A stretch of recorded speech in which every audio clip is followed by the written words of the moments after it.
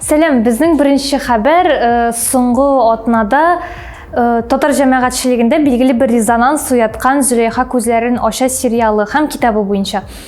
Менә бу отнада кірінлеп сериалның серияларын, эпизодларын күрсәтә баралар һәм һәр серия шыққан сайын интернетта фикер белдерүчеләр артқаннан арта бара, фикерләр бик төрле. Алдан ук айтып куям, мин үзем карамадым һәм укымадым да әлеге әсәрне, шуңа күрә мин үземнең әсәргә һәм сериалга бәйле фикеремне әйтмәячәкмен, бары тик бу ситуацияга бәйле. Һәм фикерләр әйттем инде бик каршылыклы, кемдер билгеле бер категория кешеләр әлеге китапны, сериалны Гүзәл Яхинаны татарларны пычратуда һәм нашар яктан күрсәтүдә гаепләсәләр, икенче берәүләр киресенчә бик шундый соклану белдерәләр һәм бу әсәр моның Россия каналында күрсәтелүе татарларны киресенчә башка милләтләргә дә танытырга мөмкин дигән фикердә торучылар да бар. Һәм гомумән нейтралитет саклаучылар да бар. Нәрсә әйтәсе килә бу ситуацияга бәйле? Бу ахыр чиктә барбыр яхшыга гынадыр кебек, чөнки нинди генә фикерләр туа калса да, ахыр чиктә фикерләр бар һәм бу яхшы. Һәм татар әдәбиятында, мәдәниятында ниндидер русча әйтсәк, бер нәрсәдә не происходит шикелле вакытта, шундый тынлык вакытында килеп чыкты шул әсәр, килеп чыкты сериал. Һәм хәтта татар әдәбияты белән кызыксынмаган кешеләр дә ничектер бер күз белән генә шул якка карап алганнардыр, барбыр нәрсә икән ул, нишләп бөтен аның турында сөйли, һәм ниндидер кызыксыну барлыкка килде, һәм вовлеченность барлыкка килде. Кешеләргә барыбер түгел. Һәм кешеләр уйлана башлыйлар, ни өчен моны тәнкыйтьлиләр, ни өчен бу моны мактый. Һәм шуның белән вовлеченность барлыкка килү белән һәм күпмедер бәлки сплоченность барлыкка килү белән бездә бит әле тынлык урнашмаган, нәрсәдер бар, нәрсәдер селкенә бит әле дигән уй туа һәм шуның белән бу ситуация яхшыга гына. Дөньяда һәм Россиядә дә инде коронавирус белән ситуация начарлана бара һәм шул кадәр начарлана. Безгә Анатолий Кашпировский кайтты. Ул бер кайда китмәгән иде, әмма хәзер ул YouTube'та һәм ни өчен ул кайтты? Ул безне коронавирустан дәвалау өчен кайтты. Һәм ул гына да түгел, ул остеохондроз һәм күзләре белән һәм башка проблемалар булган кешеләргә дә үзенең киңәшләрен бирә.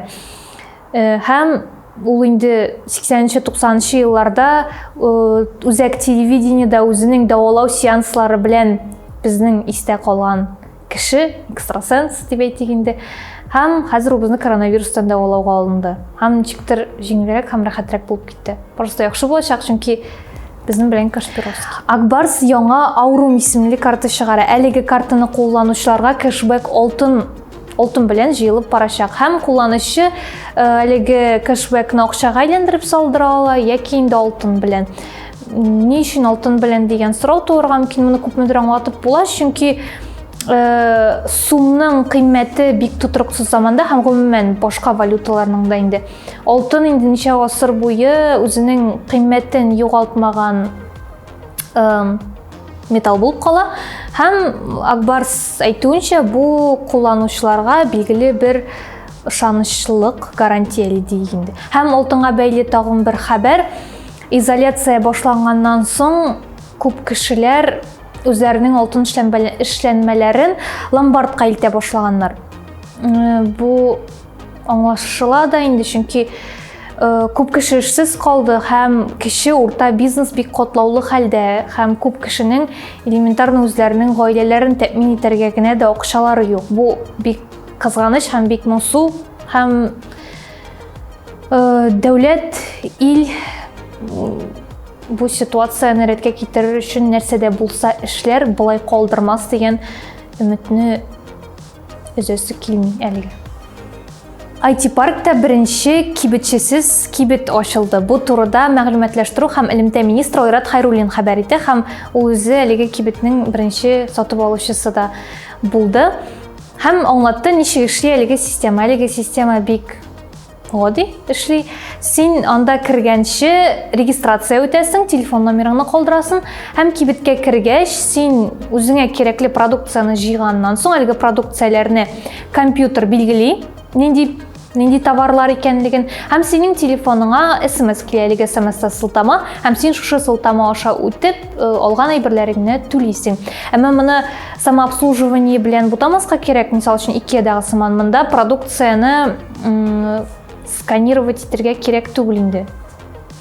Кассада. Моны синең өчен компьютер үзеннән үзе эшли, син продукцияны җыеп бару вакытында ук. Һәм шуның белән ул күпкә гадиерәк тә. Һәм бу елда шундый тагын 8 кибет ачачакбыз дип белдерә Айрат Хәйруллин, һәм шуның берсе балык бистәсендә булачак, берничәсе авыл җирлегендә. Тик миңа калса авыл җирлеге өчен әлеге кибетләр хәзерге вакытта әле бик актуаль түгел, бердән түгел. Чөнки авыл җирендә булай да үзара аралашу күпмедер кимеде һәм ниндидер кешеләр арасында читләшү барлыкка килде, ул игелектән ниндидер тыгыз элемтә һәм коммуникация урыны буларак саклана иде, шәһәр белән чагыштырганда дип әйтик инде. Һәм кибеткә баргач, кибеткә кергәч, кеше аралашырга ярата торган кеше дип әйтик инде. Барбер кибетче белән ниндидер билгеле бер хәлләрне обсуждать итә, нәрсәдер турында сөйләшеп алалар, һәм бу шундый коммуникация элемтә чарасы буларак саклана иде. Хәзер кибетче булмаса, бу тагы да аралашу дәрәҗәсен киметер кебек. Аралашу дәрәҗәсе дигән сүз бар микән инде?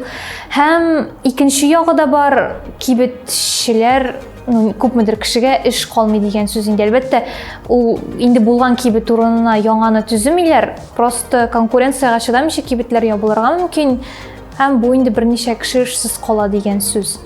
Шуңа күрә нәкъ менә хәзер бу әле актуаль түгел кебек авыл җире өчен.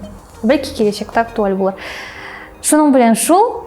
Рәхмәт, минем исемем Гүзәл. Сау булыгыз.